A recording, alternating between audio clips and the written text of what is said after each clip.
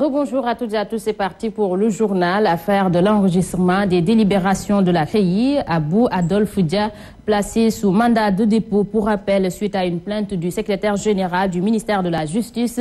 Les limiers de la brigade des affaires générales ont mis la main sur Abou Adolphe Dia, technicien à la CREI, qu'il soupçonne d'être en collision avec Maître Seydou Diagne, conseiller de Karim Wade, auquel il aurait remis des informations sur le délibéré du dossier de son client. Une information donnée par le site d'information. Voilà. La coalition Benno Siggil Sénégal, en conférence de presse hier, a statué sur la structuration de la dite coalition. Les membres ont profité de l'occasion pour se prononcer sur la situation politique du pays. Ils réclament ainsi de Macky Sall le respect de la reddition des comptes pour une bonne gestion des deniers publics. Compte rendu sur de Marim Gueye. Benno Siggil Sénégal, cette grande coalition qui, depuis sa contribution à l'élection de Macky Sall à la tête du pays, est complètement absente sur la scène politique. Une absence qu'essaie de justifier un des membres de cette coalition. Oui, c'est vrai qu'on n'est pas tout communication, c'est vrai, on fait attention.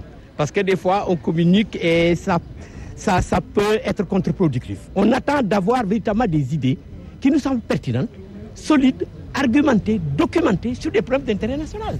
Après avoir fait une analyse sur la situation du pays, la coalition Benno Siggil Sénégal regrette deux états de fait. C'est premièrement la déclaration d'Abdoulaye Wade, qui est paniqué complètement, qui a perdu, qui a pété des plombs, et qui a tenté de dire qu'ils ne sont pas conformes à son rang. Nous condamnons cette déclaration. La deuxième, c'est le problème de l'arachide, la Sunéor. Ainsi, les membres de Benno Siggil Sénégal trouvent qu'ils sont indispensables pour le maintien de la stabilité politique, économique et sociale du pays. On est déjà allé vers des acteurs de ces crises. On a déjà discuté avec ces acteurs-là. On va organiser des séminaires pour déjà mieux préparer nos propres membres à pouvoir discuter de ces questions-là, à pouvoir, le cas échéant, en parler avec les membres de la base pour qu'à leur tour, ils comprennent les enjeux de développement du pays et qu'ils soient capables, à leur tour, eux, non seulement de porter la réflexion, mais de comprendre et d'agir pour transformer leur propre réalité à eux.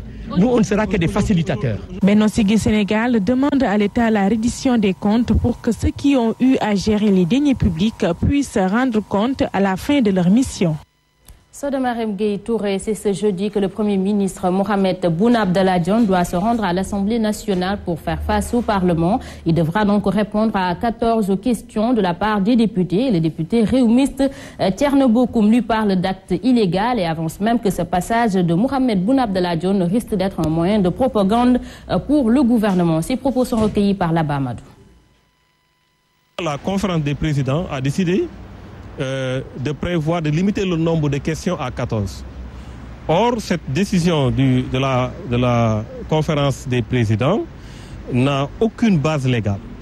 On ne peut pas aujourd'hui relever une seule disposition du règlement intérieur de l'Assemblée nationale qui prévoit que la conférence des présidents puisse prendre une telle décision. Il doit tout simplement indiquer la durée de la discussion en plénière et répartir les temps de parole. Mais nous avons constaté que la conférence des présidents a décidé elle-même de limiter le nombre de questions à 14 et d'octroyer 10 questions à la majorité, Benno Bokk Yakaar, 3 questions au groupe libéral et seulement une question au non-inscrits. Nous soupçonnons qu'il s'agit tout simplement de faire de l'Assemblée nationale une tribune pour un gouvernement qui aujourd'hui est simplement dans la propagande. Khalifa Sall et Malick Gakou constituent de réelles menaces pour Macky Sall à la présidentielle de 2017. Selon Serigne Saliou Samb, le journaliste et docteur en sciences politiques soutient que le maire de Dakar est un rassembleur qui n'a aucun contentieux avec les partis de l'opposition. Et l'AFP,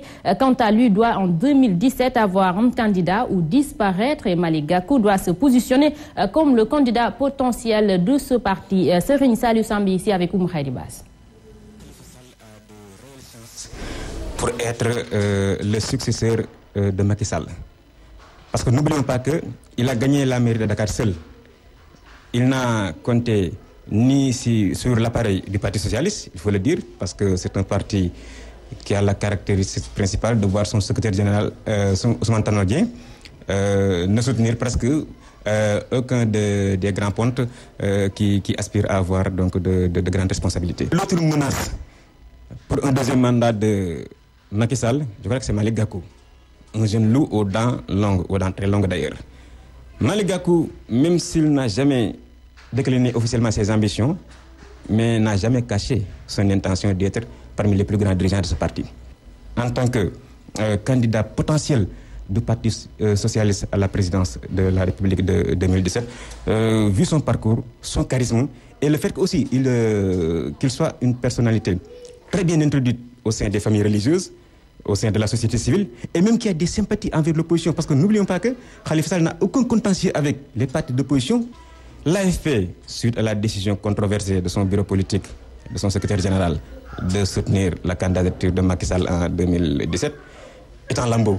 C'est un parti qui, aujourd'hui, est aux abois. Disons la vérité, les cadres dénoncent, les jeunes, les femmes. Aujourd'hui, il y a une seule alternative à l'AFP.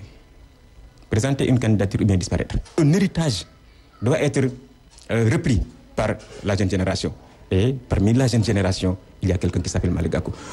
La sortie de Jean-Félix Pagano continue de susciter des réactions. L'ambassadeur de France au Sénégal a violé les lois de la diplomatie. C'est l'avis du professeur Maurice Soudieck-John qui rajoute que le diplomate pouvait taire son commentaire sur le dossier Karim Wade. Pour l'enseignant-chercheur en sciences politiques, ce genre de déclaration peut être dangereux dans les relations à l'avenir. Ces propos sont recueillis par Amadou Labassal.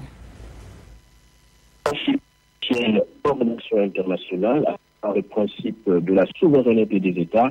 Tout au plus, l'ambassadeur peut communiquer pour expliquer les axes de coopération de son pays avec le pays où il est accrédité, mettre en évidence les réalisations effectuées pour relever la qualité des relations bilatérales et construire une bonne image de son pays au regard de l'opinion.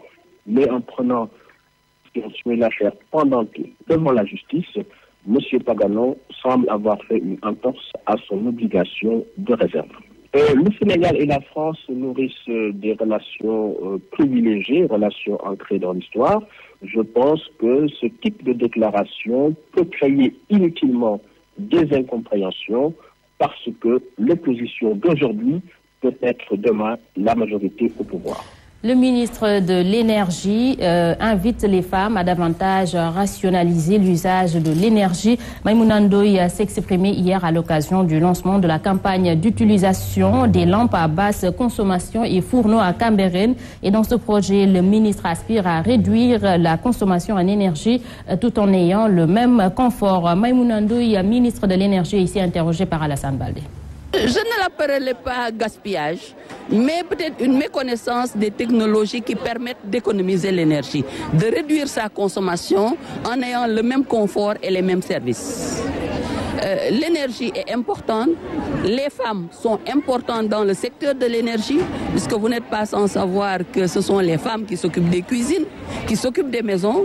Donc si on sensibilise les gens à l'économie dans les modes de cuisson et dans l'éclairage, c'est l'économie d'énergie de façon générale qu'on promeut au niveau du Sénégal, ce qui permettra d'étendre le service de l'énergie à l'ensemble du Sénégal, puisque à Dakar, nous avons accès à l'énergie à un degré très important, mais dans le monde rural, l'accès à l'énergie est encore très faible, avec l'électricité qui n'existe pas dans la plupart des villages et les femmes qui font des kilomètres pour accéder au bois de chauffe. Les agents de sécurité de proximité sont souvent victimes de manque de respect, une situation que déplore le directeur des ASP qui invite d'ailleurs les populations à plus considérer ces derniers. Papa Lignan que je vous propose de suivre. Résumé, les ASP de Sédhiou nous donnent entière satisfaction. Cela ressort vraiment de l'appréciation des services utilisateurs. Nous leur devons respect et considération parce que les ASP, c'est vraiment la citoyenneté qui est le fondement vraiment de l'exercice du métier d'ASP. Nous avons demandé aux services utilisateurs de faire le plaidoyer au niveau des populations et au niveau des services afin que ces ASP-là soient bien respectés. Parce qu'ils sont en train de bâtir un travail formidable, il faut les encourager, il faut les soutenir. Les ASP pourront être formés avec le ministère de l'Environnement pour apporter son concours au secteur régalien. Et pour la revalorisation de ces agents, le gouverneur de la région de Sédhiou annonce des unités de coordination qui seront mises en place aussi, et aussi une synergie avec les corps de sécurité. Habib Léonia ici au micro de notre reporter.